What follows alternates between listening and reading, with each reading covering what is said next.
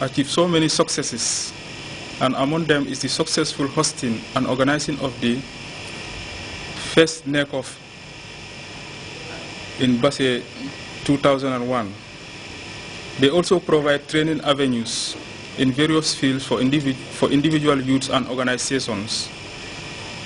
The NYC efforts cannot be overemphasized, as it can be witnessed and manifested with the presence of the youths in this forum.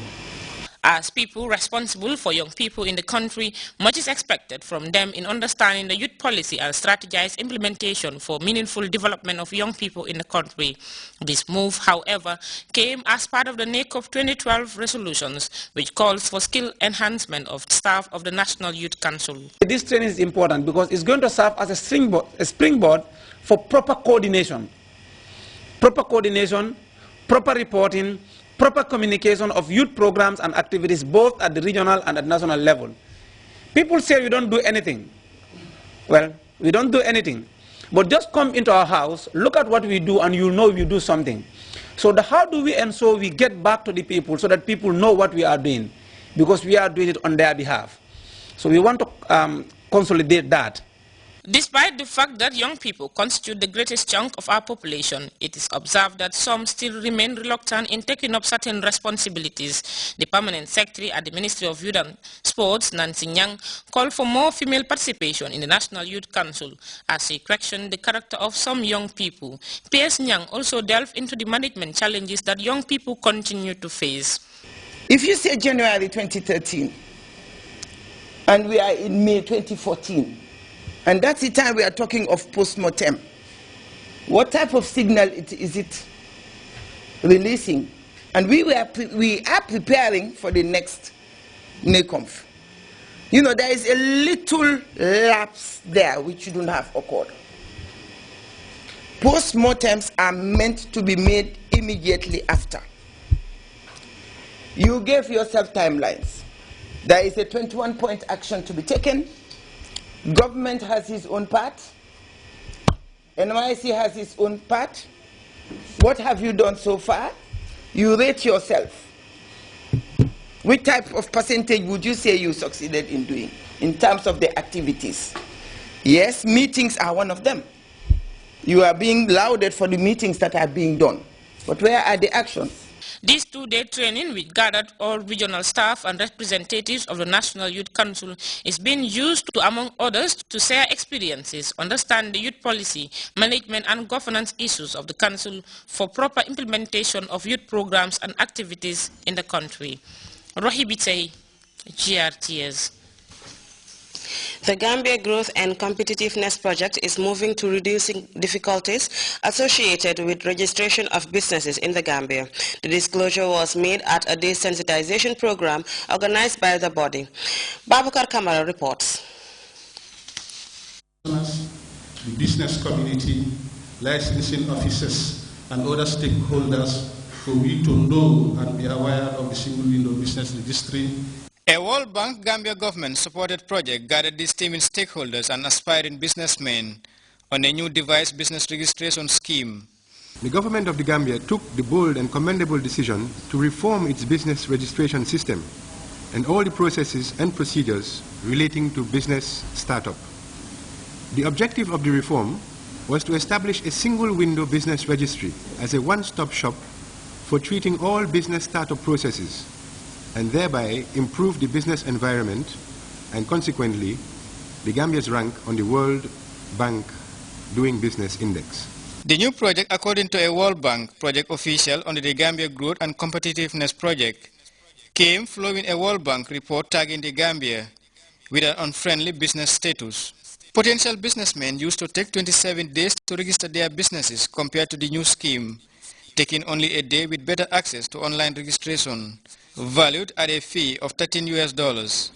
The World Bank did a study and found that the Gambia was one of the countries that are not very friendly to private sector, and as a result the support is given to the Gambia to make sure that we improve in that area by reducing the time spent on registering from 27 days or more to we want to bring it down to less than a day. Within 24 hours or a couple of hours, you can register your business. An ECOWAS of people is the new political thinking of leaders in the sub-region. And we hope that this business venture will go a long way in further complementing the ECOWAS agreement between the sub-region member states. Now that business registration costs only $500 with a day to process, the Justice Department is decentralizing the scheme and hoping to avert future occurrence of bad luck cases over business registration for better economic outlook. Babukar Kamara, GRTS. The Gambia Radio and Television Services Staff Association Friday night staged the first of a series of weekend activities aimed at raising vital funds for the institution's social club. Leading Senegalese singer Titi is the star attraction for the gala dinner and Saturday night's dance at Paradise Suites Hotel.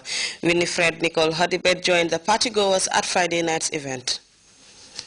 And populace for decades, the Gambia Radio and Television Services has been broadcasting programs from education, entertainment, religious and news and current affairs locally and internationally. The institution has since developed a vibrant staff association that embodies the spirit of togetherness and friendship among staff of the institution. The association's latest initiative is the staging of a two-day event with leading Senegalese musician Titi as a star attraction. The gala dinner was graced by various cabinet ministers from the Interior, Fisheries and Justice, who represented the chief patron, His Excellency, the President, Sheikh Professor Alhaji Dr. Yaya A.J.J. Jammeh, who has been very supportive to the initiative since its inception.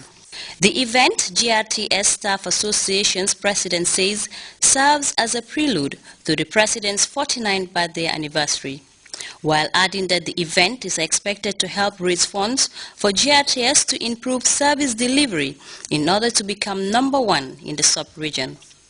With this massive turnout, the president of the Gambia Radio and Television Services Staff Association assured the gathering that their support will not go in vain.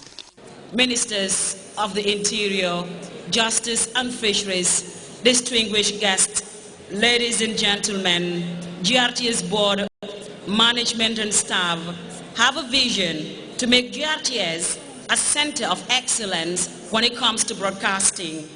It is our desire to make sure that our presence as a national broadcaster is felt throughout the Gambia.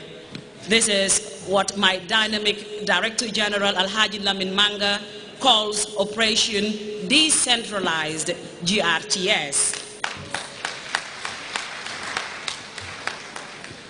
It is our firm belief that with fully equipped studios for both radio and television across the country, coupled with improved coverage, the institution will consolidate its gains. The night was strictly entertainment, with various Gambian actors and the renowned Senegalese Ndaga musician Titi thrilling the audience long into the night.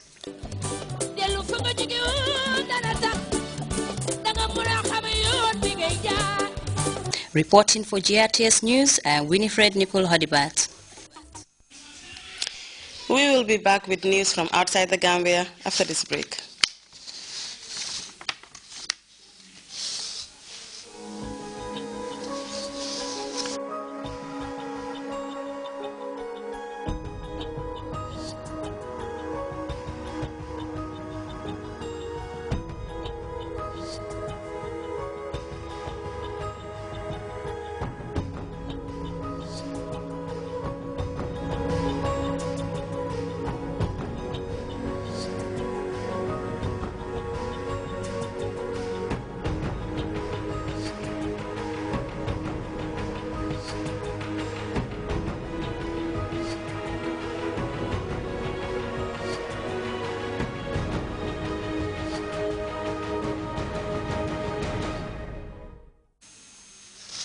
Welcome back. The militant Al-Shabaab group is claiming responsibility for a daring raid on Somalia's parliament building in Mogadishu, at least 8 people died in the shootout between security forces and suspected Al-Shabaab attackers. And Malawi's President Joyce Banda says results from the country's inconclusive elections have been annulled. President Banda cited irregular